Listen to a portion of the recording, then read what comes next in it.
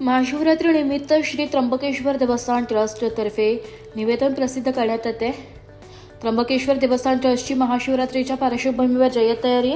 महाशिवरात्रीनिमित्त श्री त्र्यंबकेश्वर ज्योतिर्लिंगाचे मंदिर रविवार दिनांक 15 फेब्रुवारी रोजी सकाळी 4 वाजेपासून सोमवार दिनांक 16 फेब्रुवारी रोजी रात्री 9 वाजेपर्यंत भाविकांना दर्शनार्थ खुले राहणार आहे। त्याकरिता पूर्व दरवाजा दर्शन बारी येथून भाविकांना दर्शनासाठी प्रवेश देण्यात येणार आहे। भाविकांची श्री त्र्यंबकराजाच्या दर्शनासाठी होणारी गर्दी लक्षात घेता कोणतीही अप्रिय घटना घडू नये याकरिता खबरदारीचा उपाय म्हणून भाविकांकरिता सर्व प्रकारचे व्हीआयपी प्रोटोकॉल व गर्भगृह दर्शन बंद ठेवण्यात आले। त्याचप्रमाणे 15 फेब्रुवारी रोजी देणगी दर्शन देखील संपूर्ण दिवस बंद ठेवण्यात येणार आहे।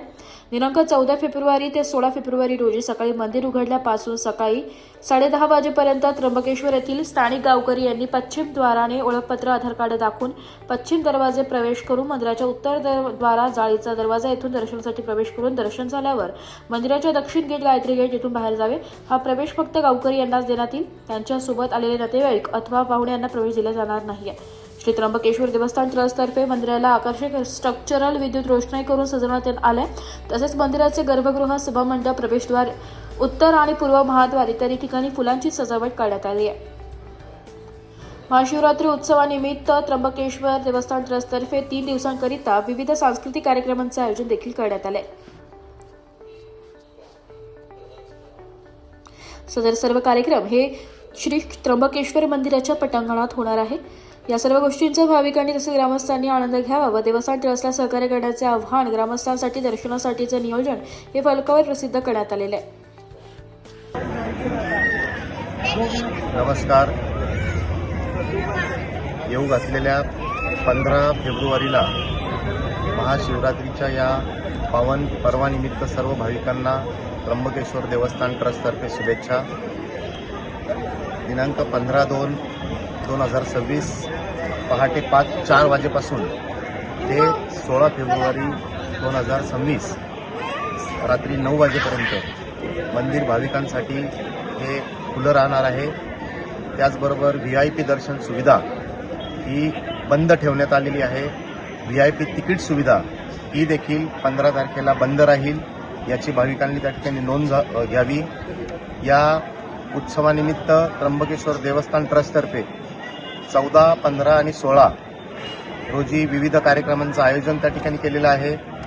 त्याचबरोबर स्ट्रक्चरल लाइटिंगची विद्युत रोषणाई मंदिरावर केली जाणार आहे, कारण पुरातत्व विभागातर्फे मंदिराचं त्या ठिकाणी क्लिनिंगचं काम सुरू आहे।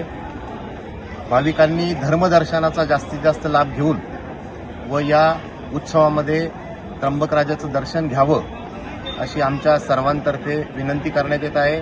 त्याचबरोबर दर्शन लाईनमध्ये पाण्याची व्यवस्था, दर्शनाला येताना जर भाविक बाहेर उन्हात उभे असतील त्यांच्यासाठी शेडची व्यवस्था ही ट्रस्टतर्फे करण्यात आलेली आहे।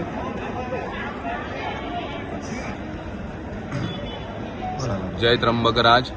महाशिवरात्रीच्या उत्सवाच्या अंगभूत त्र्यंबकेश्वर देवस्थान ट्रस्टतर्फे विविध सांस्कृतिक कार्यक्रमांचं आयोजन करण्यात आलेलं आहे। त्या कार्यक्रमामध्ये 14 तारखेला संध्याकाळी सुधीर फडके यांचा भक्ती रामायण संगीत रामायणाचा कार्यक्रम आहे। 15 तारखेला दुपारी 3 वाजता पारंपरिक मार्गाने त्र्यंबकेश्वर नगरीमध्ये त्र्यंबकराजाची पालखी निघणार आहे।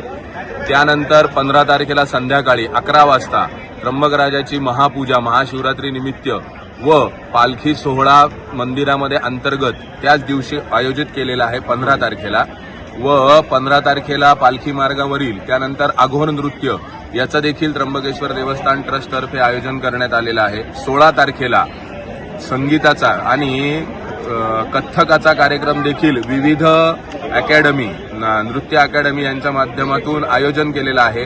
तरी सर्व भाविकांना त्र्यंबकेश्वर देवस्थान ट्रस्ट आवाहन करीत आहे, जे सांस्कृतिक कार्यक्रम त्र्यंबकेश्वर देवस्थान ट्रस्टने आयोजित केलेले आहे त्या सांस्कृतिक कार्यक्रम बघण्याचा लाभ जास्तीत जास्त भाविकांनी घ्यावा व आल्यानंतर आपल्या लहान मुलांना व आपल्या मौल्यवान वस्तू सांभाळाव्या हे देखील आवाहन आम्ही करत आहे।